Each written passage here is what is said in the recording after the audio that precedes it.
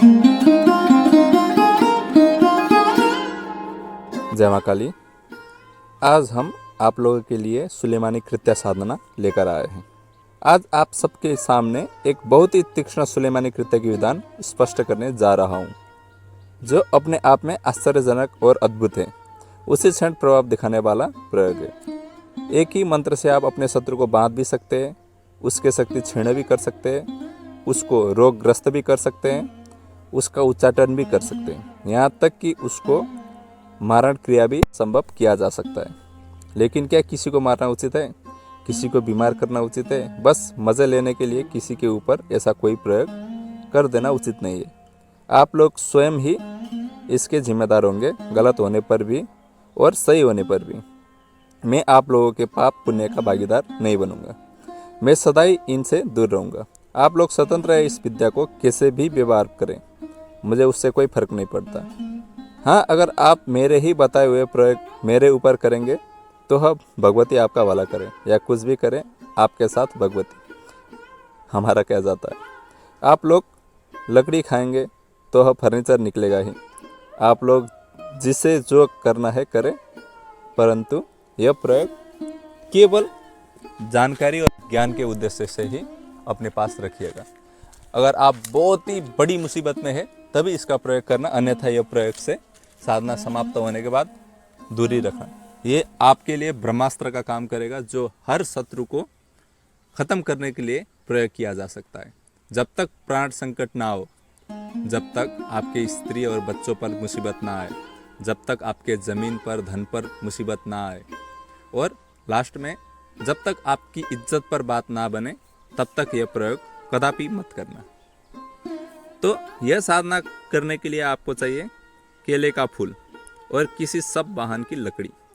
जैसे कि आदमी जब मर जाता है तो उसको बांस में बांध कर ले जाया जाता है, तो वो बांस का एक छोटा सा टुकड़ा जिसको आपको छिलकर 7 कील बनाना है। और इसका विधान कैसे किया जाए?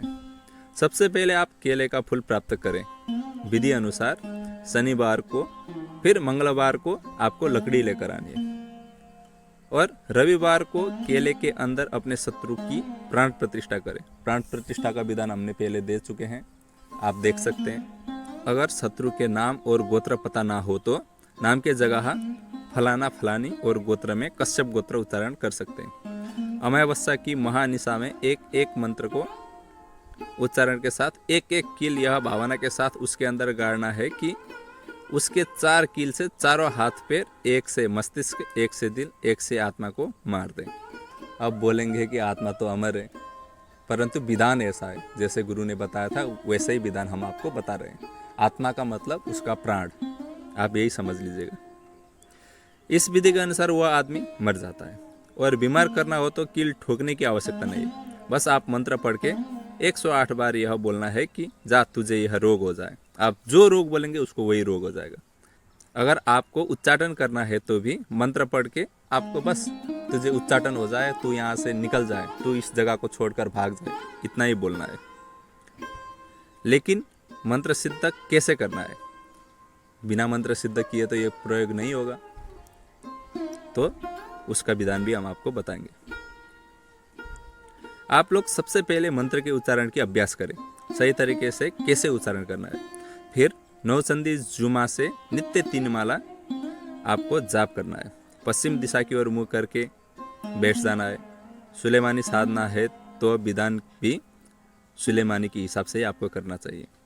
शुद्ध अवस्था में शुद्ध वस्त्र में अत्तर के फोए कान में लगा के लगातार 41 दिन तक, बीच में लगातार आपको टाइम मिले तो दूसरे साधनाएं भी संपन्न कर सकते हैं, परंतु आप 41 दिन तक आपको ये 3-3 माला के दर से हर दिन जाप करना है।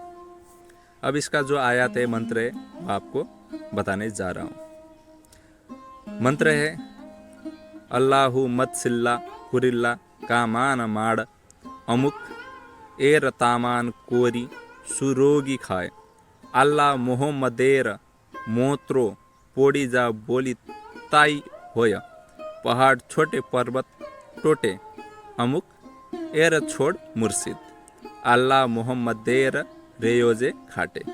अगर यह मंत्र में जितनी भी जगह अमुक आ रहा है तो आपको उस जगह पर शत्रु का नाम और गोत्र उच्चारण करना है।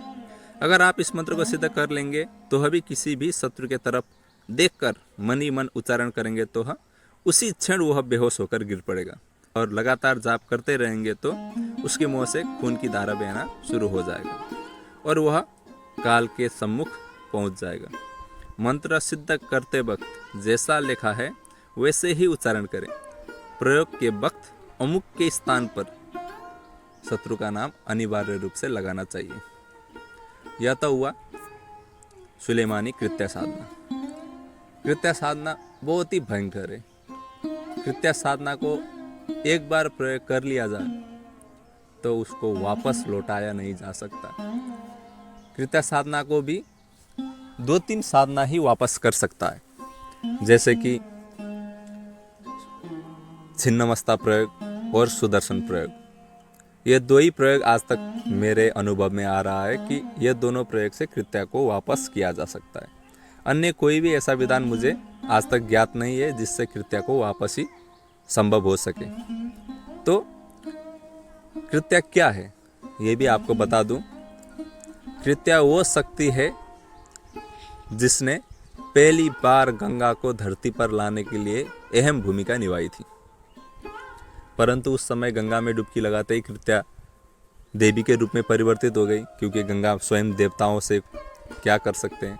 परंतु कहा तो ये भी जाता है कि अगर आपने एक बार कृत्या का प्रयोग कोई भी पहाड़ की चोटी पर कर दिया जाए तो वो जगह पर मैदानी बच जाएगा। ये इतना शक्तिशाली प्रयोग होता है।